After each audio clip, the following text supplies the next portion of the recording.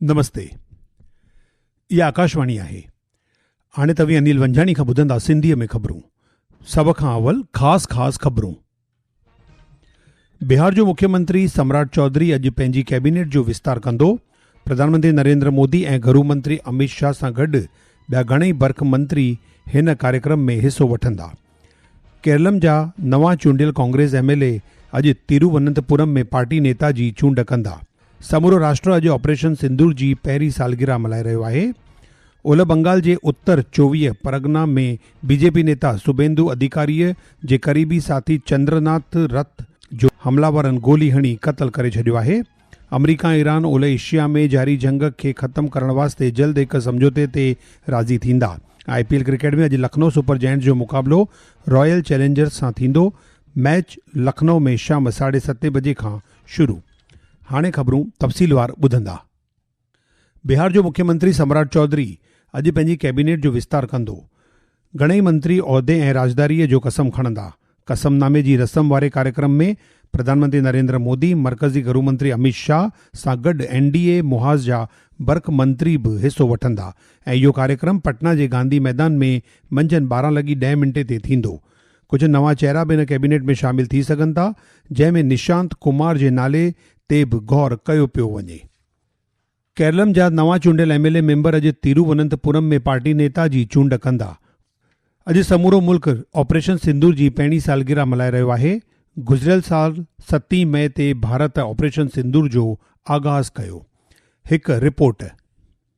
Operation सिंदूर भारत की सैन्य और रणनीतिक शक्ति का एक महत्वपूर्ण प्रदर्शन था, जिसे सैन्य और गैर सैन्य साधनों के संयोजन से अंजाम दिया गया। इस बहुआयामी अभियान ने आतंकवादी खतरों को प्रभावी ढंग से निष्क्रिय कर दिया, पाकिस्तानी आक्रामकता को रोका और आतंकवाद के प्रति भारत की शून्य सहिष्णुता नीति को दृढ़ता से लागू किया। इस अभियान का उद्देश्य आतंकवाद के अपराधियों और योजनाकारों को दंडित करना और सीमा पार आतंकी ढांचे को नष्ट करना था। इस अभियान के परिणाम स्वरूप 9 प्रमुख आतंकी शिविरों का विनाश, 11 पाकिस्तानी हवाई अड्डों पर हमला और कई प्रमुख आतंकवादियों का खात्मा हुआ। इस भारी क्षति से आहत होकर पाकिस्तान को युद्ध विराम का सहारा लेने के लिए विवश होना पड़ा। भारत ने न केवल इस ऑपरेशन को सफलतापूर्वक अंजाम दिया, बल्कि इसने भारतीय वायुसेना, भारतीय सेना और भारतीय नौसेना, इन तीनों बलों के बीच समन्वित कार्रवाई और अपनी सैन्य शक्ति का प्रदर्शन भी किया। भानु प्रताप सिंह की रिपोर्ट के साथ समाचार कक्ष से मैं प्राची वाजपेयी।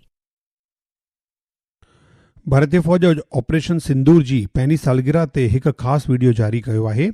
हिन वीडियो में पाकिस्तान में पलजंदड़ आतंकवाद ख़िलाफ़ भारत जी सूझबूझ वारी नीतिअ खे असरदार नमूने ॾेखारियो वियो आहे। भारतीय फ़ौज हिन वीडियो ज़रिए मुल्क ॾांहुं पंहिंजी कौलबद्धता ज़ाहिर कई आहे।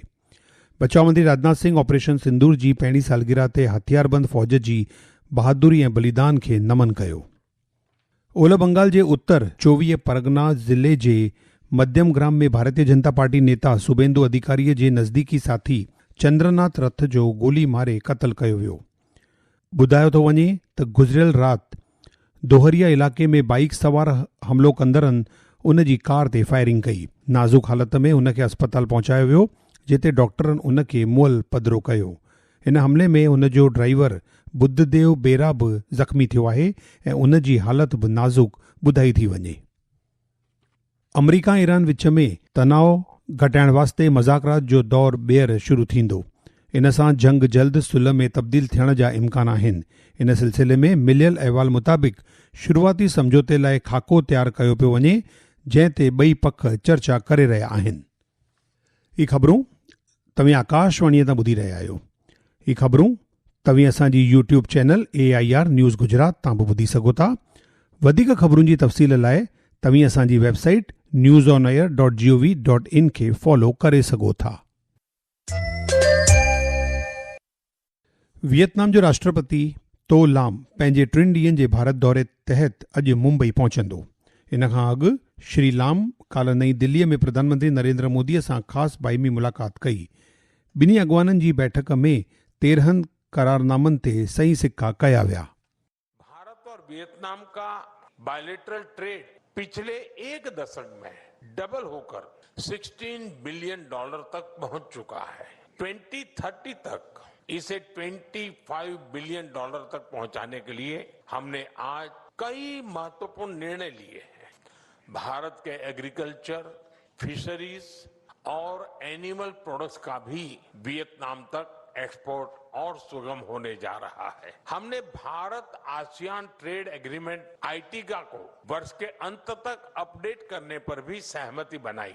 इससे भारत और आसियान के सभी देशों के बीच ट्रेड और इन्वेस्टमेंट को नई ऊर्जा मिलेगी। क्रिटिकल मिनरल्स, रेयर अर्थ और एनर्जी सहयोग में नई पहलों से हम दोनों देशों की इकोनॉमिक सिक्योरिटी और सप्लाई चेन रेजिलियंस सुनिश्चित करेंगे। ख़बर मिली आहे त वियतनाम जो राष्ट्रपति अॼु मुंबई में जुदा जुदा प्रोग्रामनि में बि शामिल थींदो। हिकु report.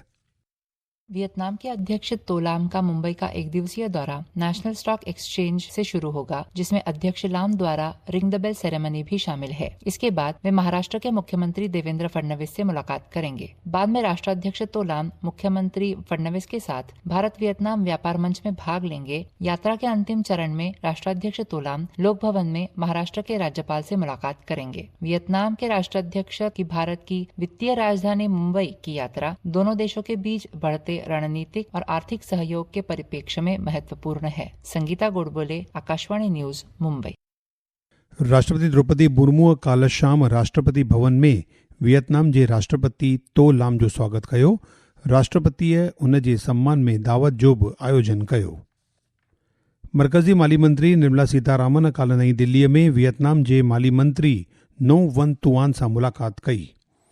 Shrimati Sitharaman social media post में चयो त बैठक जे दौरान ॿिन्हिनि धुरियुनि भारत वियतनाम मज़बूत रणनीतिक भाईवारीअ जा 10 साल मुकमल थियण जो स्वागत कयो ऐं उन जे लगातार मज़बूत ऐं आपसी रिश्तनि जो ज़िक्र कयो। बचाव मंत्री राजनाथ सिंह काल्ह नई दिल्लीअ में वियतनाम जे उप प्रधानमंत्री ऐं बचाव मंत्री जनरल फान वान जियांग सां मुलाक़ात कई। आबहवा महकमे अॼु तमिलनाडु, पुदुचेरी, कराईकाल, केरलम, माहे ऐं ॾखण अंदरूनी कर्नाटक में गजगोड़ ऐं विज सां गॾु तेज़ बरसात जी अॻकथी कई आहे।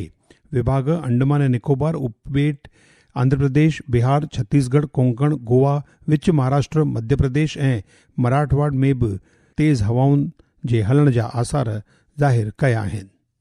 दिल्लीअ में कॉमनवेल्थ टेबल टेनिस चैंपियनशिप 2026 जो आयोजन कयो वेंदो। इहा चटाभेटी 27 जुलाई खां 2 अगस्त ताईं त्यागराज स्टेडियम में मुंतज़िम थींदी। आईपीएल क्रिकेट में अॼु लखनऊ सुपर जायंट्स जो मुक़ाबिलो रॉयल चैलेंजर्स सां थींदो। इहा मैच लखनऊ जे एकाना क्रिकेट स्टेडियम में शाम जो 7:30 बजे खां शुरू थींदी। हाणे ख़ासि ख़बरूं हिकु दफ़ो वरी ॿुधंदा। बिहार जो मुख्यमंत्री सम्राट चौधरी अॼु पंहिंजी कैबिनेट जो विस्तार कंदो। प्रधानमंत्री नरेंद्र मोदी ऐं गृह मंत्री अमित शाह सां गॾु ॿिया घणई बर्क मंत्री हिन कार्यक्रम में हिसो वठंदा। केरलम जा नवां चूंडियल कांग्रेस एमएलए अॼु तिरुवनंतपुरम में पार्टी नेता जी चूंड कंदा। समूरो राष्ट्र अॼु ऑपरेशन सिंदूर जी पहिरीं सालगिरह मल्हाए रहियो आहे। ओलह बंगाल जे उत्तर 24 परगना में बीजेपी नेता शुभेंदु अधिकारीअ जे क़रीबी साथी चंद्रनाथ रथ जो अॼातल हमलावरनि गोली हणी क़तल करे छॾियो आहे। अमरीका ऐं ईरान ओलह एशिया में जारी जंग खे ख़तमु करण वास्ते जल्द हिकु समझौते ते राज़ी थींदा। आईपीएल क्रिकेट में अॼु लखनऊ सुपर जायंट्स जो मुक़ाबिलो रॉयल चैलेंजर्स सां थींदो। मैच लखनऊ में शाम 7:30 बजे खां शुरू। ख़बरुनि जो सिलसिलो हिते पूरो थियो। मूंखे ॾींदा इजाज़त। नमस्ते।